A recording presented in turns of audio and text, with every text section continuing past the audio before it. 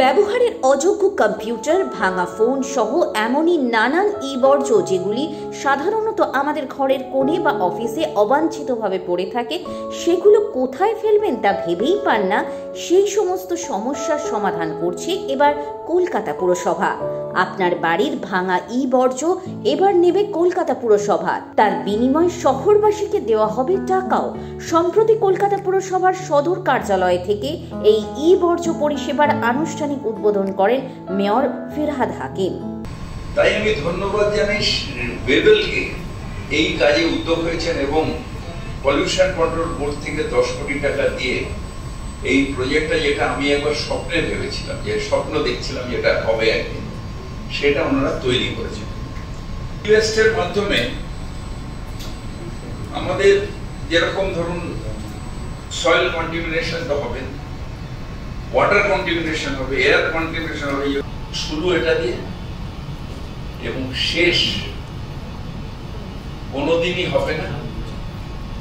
এটা একটা কোয়ান্টাম হবে যখন দেখবেন যে এই কলকাতায় এই ওয়েবেলকে বড় প্লান্ট লাগাতে হবে এই শুধু ওয়েস্ট কালেকশন করার জন্য। যে এই ওয়েবেল এটাকে সাকসেস করে দেবে, তখন দেখবেন প্রচুর ইনভেস্টার আসছে, তারা এসে সেক্টর 5 একটা জায়গা দিন, কি ওই সল্টলেক একটা জায়গা দিন, সিলিকন ভ্যালিকে একটা জায়গা দিন, আমরা ওয়েস্ট কালেকশনের জন্য আরো নতুন নতুন টেকনোলজি নিয়ে আসবো, জার্মান থেকে মেশিন নিয়ে আসবো, এইসব শুরু হবে।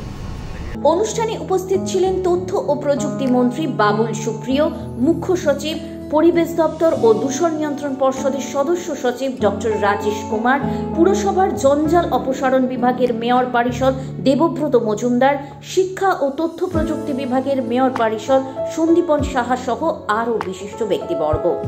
আপনাদের সকলের বাড়িতেই প্রচুর ইনভেস্ট আছে, খোঁজ নিয়ে দেখবেন পুরোনো টিভি, টেপ রেকর্ডার, এটা সেটা প্রচুর কিছু পড়ে আছে।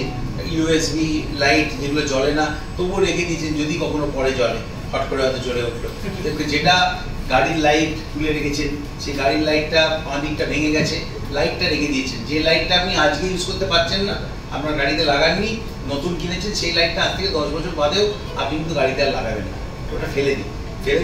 এখন যা পুরো প্রোগ্রামটা হয়েছে তাতে ওটা ফেলে দিলেও আপনি কিছু না কিছু ওয়েস্ট ফ্রম ওয়েলথ আপনি অর্জন করতে পারবেন। একটি অ্যাপের মাধ্যমে এই পরিষেবার সূচনা হয়। পরিষেবাটি সুষ্ঠুভাবে পরিচালনা করার জন্য ইতিমধ্যে বর্জ্য সরবরাহকারী একটি সংস্থার সাথেও আলোচনা শুরু হয়েছে।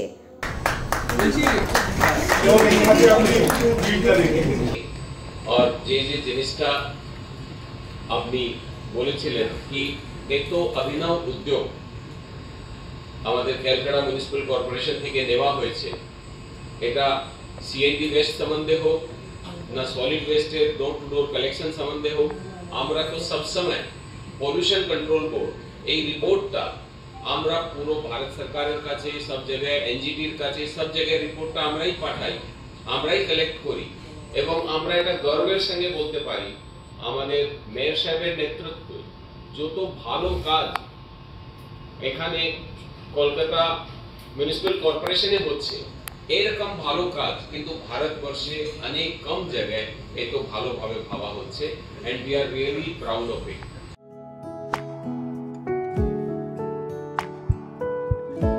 এদিন পুরসভার তরফ থেকে কিছু ভাঙা কম্পিউটার ও তার সরঞ্জাম দেওয়া হয় বর্জ্য সরবরাহকারী সংস্থার হাতে এবং পরিবর্তে ইউপিআই এর মাধ্যমে কলকাতা পুরসভার অ্যাকাউন্টে 495 টাকা জমাও পড়ে।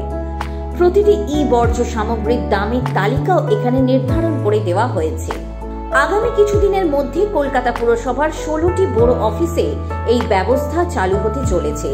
এই মুহূর্তে প্রতিদিন সকাল 7টা থেকে রাত 10টা পর্যন্ত আপনাদের যে কোনো সময় নিকটবর্তী ওয়ার্ডে এসে এই বর্জ্য জমা করে যেতে পারেন।